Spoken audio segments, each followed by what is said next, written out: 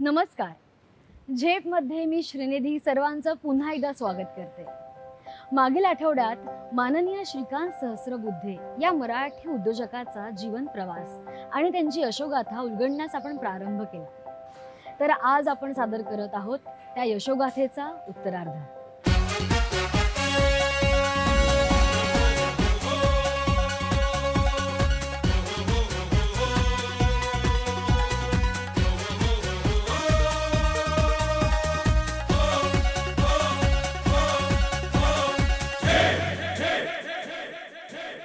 1978 साली श्रीकांतजींनी नोकरी सोडून फ्रीलान्सिंग करण्याचा निर्णय घेतला.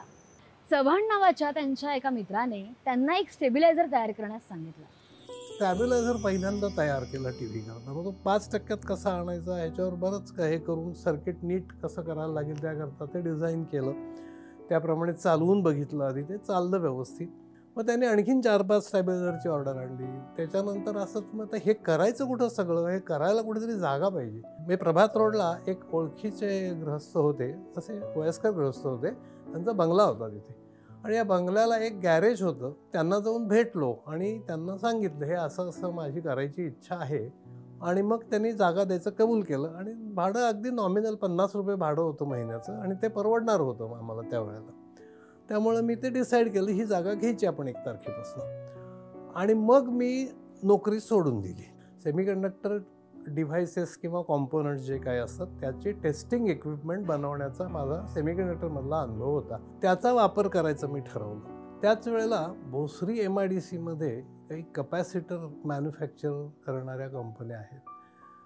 तर हे कपॅसिटर कुठे लागतात तर हे पॉवर फॅक्टर इम्प्रूव्हमेंट करता कपॅसिटर्स हे लागतात आणि ते मोठमोठ्या साईजचेही असतात आणि मोठमोठ्या पॉवर रेटिंगचेही असतात. तर त्यांचे काही पॅरामीटर्स चेक करायचे असतात. तर त्याच्याकरता मला त्या चव्हाणच्याच ओळखीने परत याला मला भेटायला जायला लागलं त्यांच्या मालकांना. मग मी तिथे भेटायला गेलो आणि मग त्यांनी त्यांची रिक्वायरमेंट सांगितली आणि नुसती सांगितली नाही, ते म्हणाले की तुमचं कोटेशन द्या. त्याप्रमाणे मी त्यांना ते करायला किती खर्च येतो त्या हिशोबाने आमचं कोटेशन दिलं त्यांना.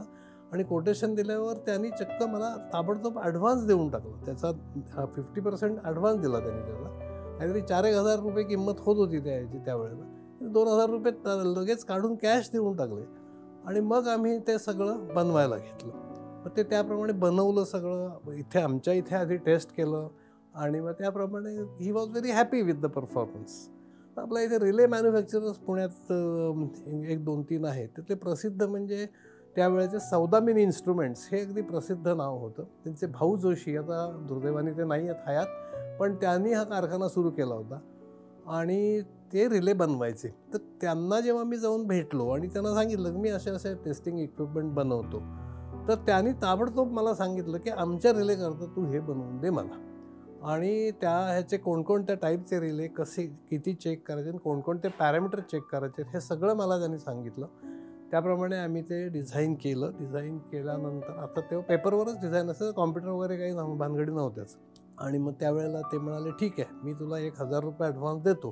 तुझ्याकडे जागा आहे का? जागा असेल तर चांगली गोष्ट आहे, नसेल तर माझ्या इथली जागा देतो, तिथे बसून करत जा. म्हटलं आहे माझ्याकडे जागा. म्हणले ठीक आहे. आणि गंमत अशी त्या सद्ग्रस्तांनी मी कुठे राहतो, माझी जागा नक्की कुठे आहे ह्याची कुठलीही चौकशी न करता सरळ 1,000 रुपयाचा ॲडव्हान्स देऊन टाकला. आणि मग ते मेहनतीने मी ते इन्स्ट्रुमेंट पण बनवलं, रिले टेस्टर बनवला. मग ते टेस्ट करायच्या काही जे इक्विपमेंट लागतात त्या काही आमच्याकडे नव्हत्या. मग ज्यांच्याकडे त्या असतात असे कोणीतरी ओळखीचे धरायचे, मग त्यांना म्हणायचं की हे तुमच्याकडे आणू का, मला टेस्ट करायचं आहे, मग ते करा म्हणायचे. त्याच्यातले एक अगदी उल्लेखनीय नाव असं आहे की डिजिट्रॉनिक्स नावाची एक कंपनी होती, प्रसिद्ध होती पुण्यातली, त्याचे विजय दामले म्हणून होते. हे एक गृहस्थ अतिशय चांगल्या स्वभावाचे आणि नवीन उद्योजकांना प्रोत्साहन देणारे होते, आणि भाऊ जोशी त्यातलेच होते, तेही तसेच होते. आणि हा दामलेंनी मला त्यांचे ऑसिलोस्कोप वगैरे अशा इक्विपमेंट दिला टेस्ट करायला. मी त्याप्रमाणे ते टेस्ट केलं सगळं. हे टेस्टिंग सगळं संपल्यानंतर मग आम्ही ते भाऊ जोशींना ते हे नेऊन दिलं. याला आमच्या अपेक्षेपेक्षा जरा जास्त वेळ लागला सगळ्या यायला, कारण त्यांचं हे कॉम्प्लिकेटेड होतं बऱ्यापैकी. पुण्यात किंवा भारतात इलेक्ट्रॉनिक्समध्ये फंडामेंटल काम करणारे लोक हाताच्या बोटावर मोजण्यासारखे जर असतील तर त्यातला पहिले काही लोकांच्यामध्ये श्रीकांत सहस्रबुद्धे आहेत. ही त्यांची टेक्निकल ओळख आहे, हे त्यांचं कौतुक करायचं कारण नाही मी, पण त्यांची टेक्निकल ओळख आहे, इतकं त्यांचं अभ्यास हा गाढा आहे. सुकृत उद्योग म्हणून कंपनी जी आहे ती मेंदळे गॅरेज पूर्वी जे होतं तिथे आता ते भरांडा हॉटेल झालं, त्याच्याबरोबर समोर आहे ती कंपनी. आणि तिथे एक बापट आणि मुणगेकर असे दोघंजणं तिथे पार्टनर होते. आता अनफॉर्च्युनेटली बापटसाहेब हयात नाही आहेत, आणि हे बापटसाहेब होते ते इलेक्ट्रॉनिक्स बघायचे आणि मुणगेकर साहेब त्यांचं मेकॅनिकल सेक्शन बघायचे. आता त्यांची मुलं बघतात. तर हे बापटसाहेबांना कुठून तरी माझं नाव कळलं आणि त्यांनी मला संपर्क केला आणि मला ते म्हणाले की आपल्याला एक हाय सेन्सिटिव्हिटी सर्व्हो ॲम्प्लिफायर डेव्हलप करायचा आहे, आणि तो सॉलिड स्टेटमध्ये करायचा. सॉलिड स्टेट म्हणजे काय, तर ट्रान्झिस्टर्समध्ये. पण हे सर्व्हो ॲम्प्लिफायर भारतात बनत नव्हते, तर हे रशियामधनं इम्पोर्ट व्हायचे, आणि ह्याला रिप्लेसमेंट ते शोधत होते. त्यांनी सुकृत उद्योगला अप्रोच केलं, सुकृतनी मला अप्रोच केलं, आणि मी ते काम स्वीकारलं. त्याला टोटल सांगतो सगळं पूर्ण व्हायला असं महिना 2 महिन्याचं ते काम नव्हतं, ते 2 वर्ष लागली पूर्ण मला. पण जे झालं ते परफेक्शनला पोचलं अगदी. त्याच्यानंतर काही दिवसांनी आम्ही हे करू शकतो म्हटल्यानंतर ह्याच इन्स्ट्रुमेंटेशन लिमिटेड किंवा ILची अजून एक रिक्वायरमेंट त्यांच्याकडे आली. ते होते पॉवर सप्लायज, लार्ज पॉवरचे पॉवर सप्लायज होते. 24 व्होल्ट DC, 20 अँपियर कपॅसिटी अशी त्याची असायची, आणि ड्युअल पॉवर सप्लाय होता तो. आणि त्याचं वैशिष्ट्य असं की आता पॉवर सप्लाय ही काय खूप मोठी काही रॉकेट सायन्स नाही त्याच्यात, किंवा टेक्नॉलॉजी खूप हे नाही आहे. पण ह्या पर्टिक्युलर पॉवर सप्लायचं वैशिष्ट्य असं होतं की 24 व्होल्टमध्ये 2 मिलीव्होल्टचं त्यांना रेग्युलेशन पाहिजे होतं. म्हणजे आपण जर का तो लोड केला पूर्ण, तर त्याचं आउटपुट व्होल्टेज हे 2 मिलीव्होल्टपेक्षा हलता कामा नये, जास्त त्याच्या आतच राहायला पाहिजे. आणि तो पण आम्ही सक्सेसफुली बनवला, आणि सगळे इंडिजिनस कंपोनंट वापरून बनवला. तोपर्यंत ILचे लोक हा पॉवर सप्लाय ग्रेसम लायन म्हणून एक ब्रिटिश कंपनी होती त्यांच्याकडनं विकत आणत होते. ह्यांना जसं असं काही नवीन कामं मिळत गेली किंवा नवीन कॉन्ट्रॅक्ट्स मिळत गेली, तसं तसं थोडं ह्याचं स्वरूप पालटत गेलं, आणि ह्यांना प्रचंड आत्मविश्वास होता, आणि डोक्यात काय आपल्याला करायचं आहे हे ह्यांचं अगदी फिक्स होतं. 2 इम्पोर्ट सबस्टिट्यूट्स प्रोडक्ट्सचं डिझाईन अतिशय सफलरित्या तयार केल्यानंतर श्रीकांतजींचा स्वतःच्या डिझायनिंगविषयीचा आत्मविश्वास वाढणं साहजिकच होतं, आणि त्यामुळे आपण प्रोडक्ट मॅन्युफॅक्चरिंगमध्ये पाऊल ठेवावं असं त्यांना वाटणं यात काही वावगं नव्हतं. मग हे मॅन्युफॅक्चरिंगचं जे चाललेलं होतं डोक्यात, ते त्याच्याकरता म्हटलं एकट्याचं काम नाही आहे, आपल्याला अजून दोघं जण तरी लागतील. एक सेल्सला लागेल, मी डिझाईन करू शकतो, प्रोडक्शन बघणारा एखादा पाहिजे. मग अशी एक आम्ही टीम केली. दुसरा मित्र होता तो मुंबईतच असायचा, त्यांनी त्यावेळेला सेमीकंडक्टर सोडून बाहेर इंडियामध्ये नोकरी धरलेली होती. आणि तिसरा जो होता तो सिनियर होता, पण तोही प्रोडक्शनमधला होता, आणि त्यामुळे आम्ही तिघांनी मिळून ही कंपनी तयार केली निष्को नावाने. आणि ह्याचं पहिलं ऑफिस होतं नवी पेठ, गांजवे चौकाच्या जवळचा एक चौक आहे, तिथे जोशी डेअरी होती पूर्वी. त्या जोशी डेअरीच्या समोर एक दरेकर सायकल मार्ट असं नावाचं एक दुकान आहे. या दुकानाच्या मागे एक खोली होती 9x10ची अशी. इन द मीन टाईम आम्ही सुभाषनगरमध्ये एका बंगल्याच्या गॅरेजची अजून एक जागा घेतली, कारण ही पुरत नव्हती आम्हाला, कारण लोक जर एम्प्लॉय करायचे असेल तर त्याला जागा पाहिजे होती, असं म्हणून तिथे घेतली. मग तिथेही आम्ही हे काम करायचो. त्यानंतर आम्ही पानमळ्यातल्या एका बंगल्याचा एक फ्लोअर घेतला, तो जवळजवळ 1200 स्क्वेअर फुटाचा होता. आणि मग तिथे सुरू केलं. मग तिथेही अजून वाढत गेलं. तिथे अजून चांगले क्लायंट सेंचुरी इन्का वगैरे सारखे आम्हाला मिळायला लागले. आणि त्या पिरियडमध्ये आम्ही आणखीन इम्पोर्ट सबस्टिट्यूशन प्रॉडक्ट 2-3 डेव्हलप केले. त्याच्यातला एकाला म्हणतात लूप पॉवर्ड इंडिकेटर, तर तो आम्ही डेव्हलप केला पूर्ण इंडिजिनसली. आणि दुसरा आम्ही प्रॉडक्ट केला तो सिग्नल आयसोलेटर असं नाव आहे त्याचं. तो सुद्धा पूर्वी इथे बनत नसे, तोही आम्ही पहिल्यांदा इथे बनवला. हे झालं. त्याच्यानंतर मग आम्ही MIDCत एक जागा घेतली. MIDCत 2000 स्क्वेअर फुटाची जागा घेतली. त्यावेळेला ही पानमळ्याची 1200 स्क्वेअर फुटाची सोडली, नव्या पेठेतली अजून ठेवली होती. MIDCत 2000 स्क्वेअर फूट घेतल्यानंतर तिथे आणखीन मोठं झालं आमचं. आणि फर्निचर वगैरे करून घेऊन सगळंच म्हणजे मोठ्या मोठ्या कंपन्या तिथे व्हिजिट द्यायला लागल्या. मग प्रोडक्शन कसं फास्ट काढायचं, हे कसं करायचं, ह्याच्यावर आम्ही आमच्यात खलबत व्हायची. त्या पद्धतीनं आम्ही काम करत जायचो. लवकरच आम्ही एक जागा अजून घेतली, EL5 म्हणून प्लॉट घेतला. आणि मग तिथे एक 10,000 स्क्वेअर फुटाचं बांधकाम पहिल्यांदा केलं.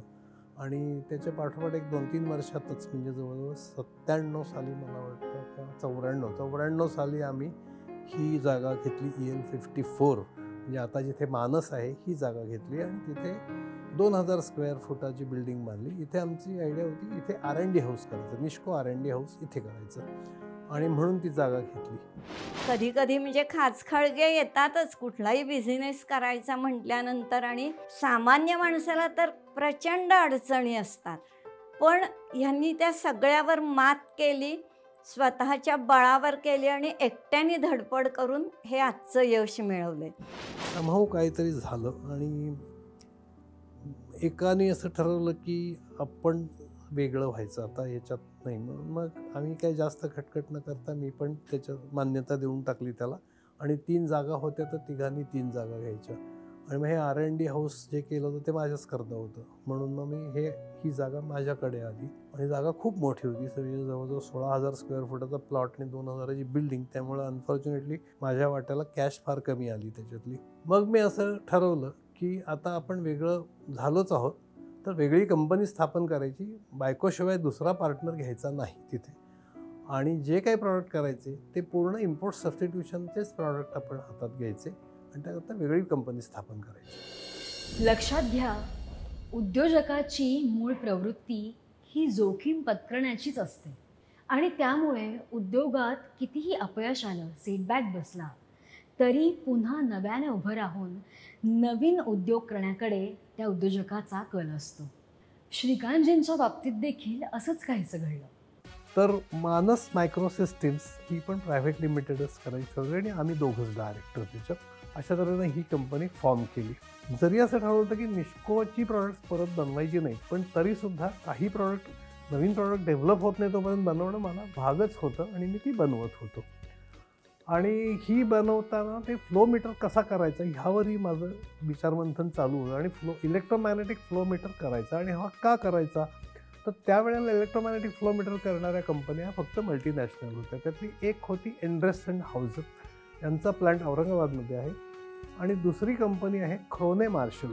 मग आपल्याला हे आपण स्वतः डेव्हलप करायचं. आपण starting from the first principle फॅरेडेचा लॉ लक्षात ठेवून त्याच्यावर काम सुरू करायचं. आणि त्याप्रमाणे मी काम सुरू केलं. आणि पहिले 2-3 फ्लो मीटर ते सॅम्पल्स बनवायला 2 ते 3 वर्ष लागली. त्या काळात माझ्याकडे पूर्ण वर्कशॉप सेटअपसुद्धा नव्हता. माझ्याकडे कॅल्क्युलेशन सेटअप नव्हता. कॅल्क्युलेशन सेटअप करण्याकरता म्हणजे कुठून करायचं तो पैसेच नव्हते. तर कॅलिब्रेट करायचं कसं, मीटर देण्यापूर्वी कॅलिब्रेट करायला पाहिजे. मग ते इथे अजून एक कंपनी आहे, ते रोटामीटर्स बनवतात. त्या रोटामीटर्सवाल्यांशी संपर्क केला आणि त्यांची लॅबोरेटरी जी आहे ती त्यांना विचारलं, मला कॅलिब्रेशनला तुम्ही काही काळ देऊ शकता का. त्यांनी ती दिली. आता असं दुसऱ्याकडे कॅलिब्रेशन किती दिवस करायचं हा प्रश्न उद्भवला. आणि दुसरी गोष्ट अशी झाली की त्या लोकांनी आमची कॅलिब्रेशनला येणाऱ्या मीटर्सची संख्या वाढायला लागलेली बघून त्यांचे चार्जेस पण वाढवले. मग सुरुवातीला तर आम्हाला नाईलाज होता, आम्ही देत होतो ते, पण त्याचबरोबर स्वतःचा सेटअप उभा करायचा हे ठरवलं. ती जी पहिली लॅबोरेटरी डिझाईन केली ही सगळी मी स्वतःच केली डिझाईन. किती कपॅसिटी पाहिजे, किती हे करायचे, आपल्याकडे जागा किती आहे, त्या जागेची उंची किती आहे, त्याप्रमाणे काय करायचं हे सगळं ठरवून त्या पद्धतीनं ते बांधकाम करून घेऊन सगळं पूर्ण केलं. ह्या सगळ्या पिरियडमध्ये आमच्याकडे ज्या सुजाता मॅडम म्हणून आहेत ते पहिल्यापासून आहेत, इथे इन्सेप्शनपासून आहेत. यांनी खूप मदत केली. मी मानसमध्ये गेल्या 26 वर्षापासून सरांबरोबर काम करत आहे. त्याच्यापूर्वीही निष्कोमध्ये सर असताना मी तिथे 7 वर्ष काम केले क्वालिटी कंट्रोलमध्ये.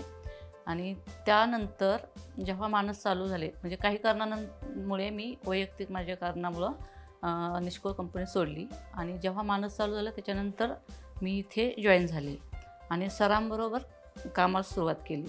तेव्हा मी सुरुवातीला क्वालिटी, प्रोडक्शन, काही टेस्टिंगचा भाग पाहत होते. तेव्हा मी त्यांना जवळून पाहिलं आहे. तेव्हा बऱ्याच काही चढ अवतारांना त्यांना सामोरे जावे लागले. त्यांचा R&Dचा पिंड असल्यामुळे प्रोडक्शन, मार्केटिंग या गोष्टीमध्ये त्यांना तेवढा एक्सपिरियन्स नव्हता, परंतु त्याही गोष्टीला मात करून त्यांनी पुढे मार्केटिंग डेव्हलप केले. प्रोडक्शनमध्ये ही वेगवेगळ्या गोष्टींचा अभ्यास करून सगळे काही आपल्याकडे मशिनरी वगैरे डेव्हलप करून सगळे इन हाऊस चालू केले प्रोडक्शन. ह्या लॅबोरेटरीनंतर मग आमचं स्वतःचं चेकिंग सुरू झालं. त्यामुळे ही कॅलिब्रेशनची कॉस्ट जी बाहेर जात होती ती थांबली सगळी. मग त्यानंतर थोडं थोडं मशिनिंग घ्यायला पाहिजे. मग आधी वेल्डिंगचं हे पाहिजे, कारण वेल्डिंग मोठं आहे ह्या याच्यातलं सेक्शन. वेल्डिंग हा मोठा भाग आहे त्याच्यातला मीटर बनवण्यातला. इलेक्ट्रॉनिक्स तर आहेच आहे, पण वेल्डिंग हाही महत्त्वाचा भाग आहे जास्त. सेन्सर बनवताना वेल्डिंग लागतं. मग ते वेल्डिंग मशीन घेतलं, मग ते चांगलंच मशीन घ्यायचं, साधं मशीन नाही घ्यायचं. अशा तऱ्हेनं मी हळूहळू तो सेटअप वाढवत गेलो. श्रीकांत सरांची आणि माझी ओळख ही साधारण 4-5 वर्षांपूर्वीची. आणि पहिल्या भेटीतच सरांचं एकंदर व्यक्तिमत्व, त्यांची बोलण्याची पद्धत, त्यांचा स्माइलिंग फेस, हे सगळं मला खूप भावून गेलं. खूप छान व्यक्तिमत्व आहे. अतिशय क्वालिटी ओरिएंटेड पर्सन आहे. कंपनीचं कल्चरही त्यांनी तसंच जोपासलेलं आहे. आणि खूप अशी इंटिग्रेटेड फॅमिली स्पिरिट असलेली ही कंपनी आहे. आणि अतिशय चोख व्यवहार, कुठेही कुठलेही शॉर्टकट्स नाहीत. हा त्यांचा जो मूळचा स्वभाव आहे तो संपूर्ण कंपनीच्या कल्चरमध्ये उतरलेला आहे. Mobile concrete mixer flow meters. हे mobile concrete mixer flow meters हे आत्तापर्यंत फक्त बाहेरनंच इम्पोर्ट केले जायचे. आणि हे कॉन्क्रीट मिक्सर्स बनवणाऱ्या कंपन्या ज्या होत्या त्याच्यातली सगळ्यात मोठी कंपनी ही बँगलोर स्थित आहे. आणि ह्या त्यांनी असंच त्यांचा कुठेतरी आमचा संपर्क झाला आणि आम्ही त्यांच्याबरोबर हे सुरू केलं, इंटरॅक्शन सुरू केली. आणि त्यांनी आम्हाला विचारलं, हा प्रोडक्ट तुम्हाला डेव्हलप करता येईल का? तर आम्ही त्याला होकार दर्शवला. आणि मी माझे R&Dचे लोक असे घेऊन आम्ही तिथे गेलो. ते प्रत्यक्ष प्रॉडक्ट पाहिला, ते जो वापरत होते तो. त्यांचे कॉन्क्रीट मिक्सर्स बघितले, ते कसं वापरलं जातं बघितलं, सगळी माहिती करून घेतली. मग आम्ही एक छोटा प्रोटोटाईप केला. तो पहिल्यांदा चालवून त्याची ॲक्युरसी मिळते का, हे सगळं होते का, अशा तऱ्हेने बघितलं. मग तेही सगळं चाललं व्यवस्थित. आता त्याला स्टर्डी बनवायचा होता आणि बाकीच्या सगळ्या कंडिशन्सला तो चालला पाहिजे आणि त्याच वेळेला तो कॉम्पॅक्ट झाला पाहिजे, असं दुहेरी आव्हान त्याच्यात होतं. ते आम्ही स्वीकारलं. आणि हा प्रॉडक्ट सगळा पूर्ण करेपर्यंत मला 2 वर्ष पूर्ण लागली.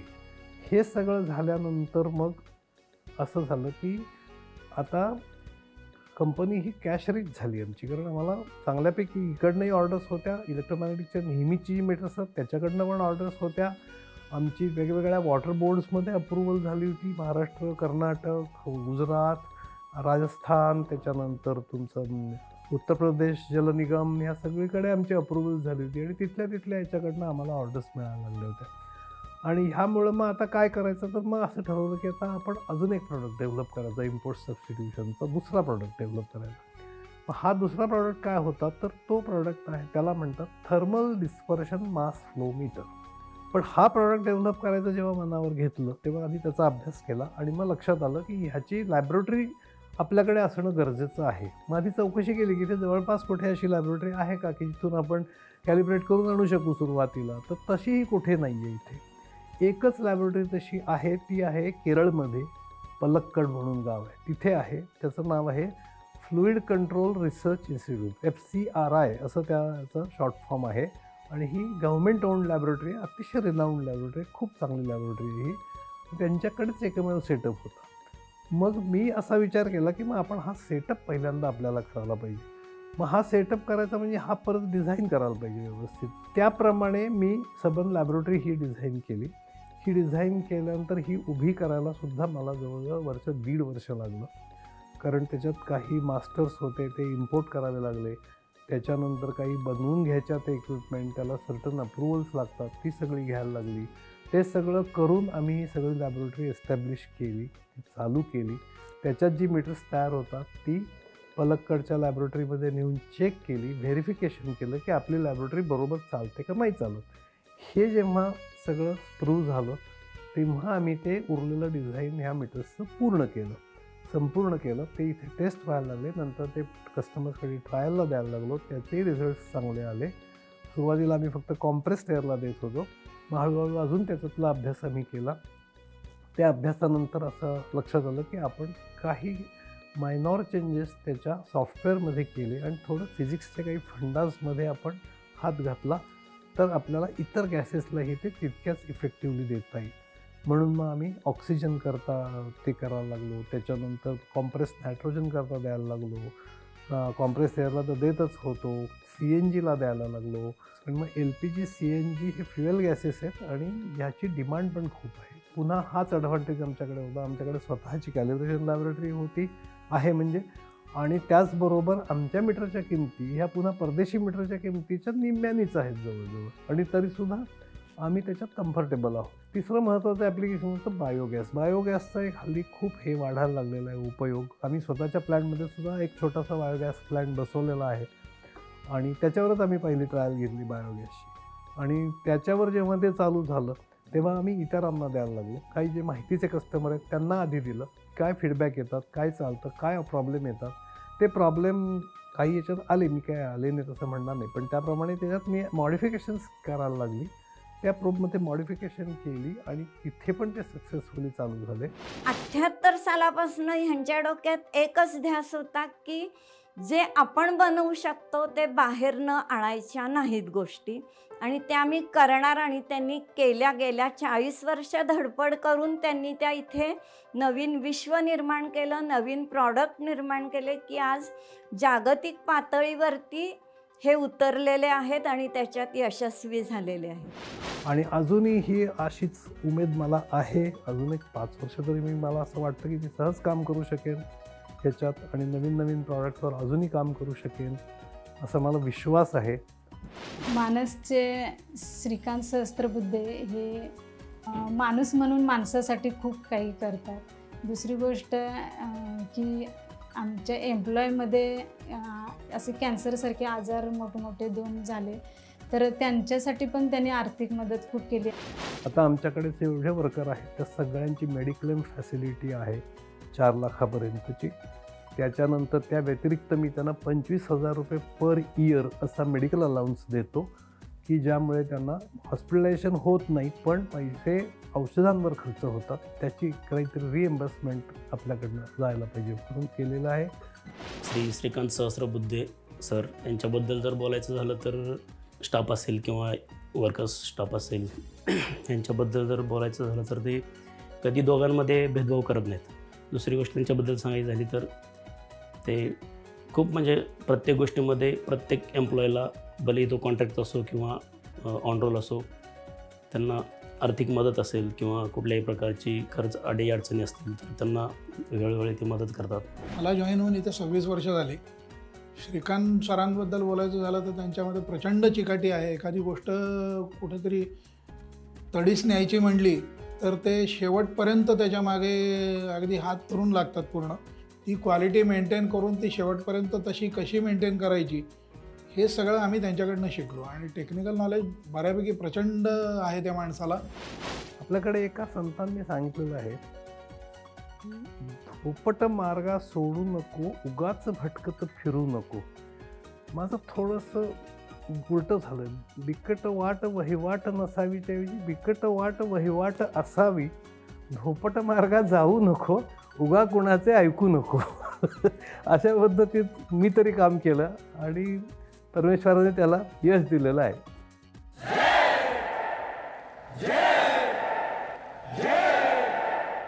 तर हा होता यशस्वी मराठी उद्योजक माननीय श्रीकांत सहस्त्रबुद्धे यांचा जीवन प्रवास आणि त्यांची यशोगाथा. भेटू पुढील आठवड्यात याच दिवशी याच वेळी एका नवीन मराठी उद्योजकासोबत. तोवर जय हिंद, जय महाराष्ट्र. आहे.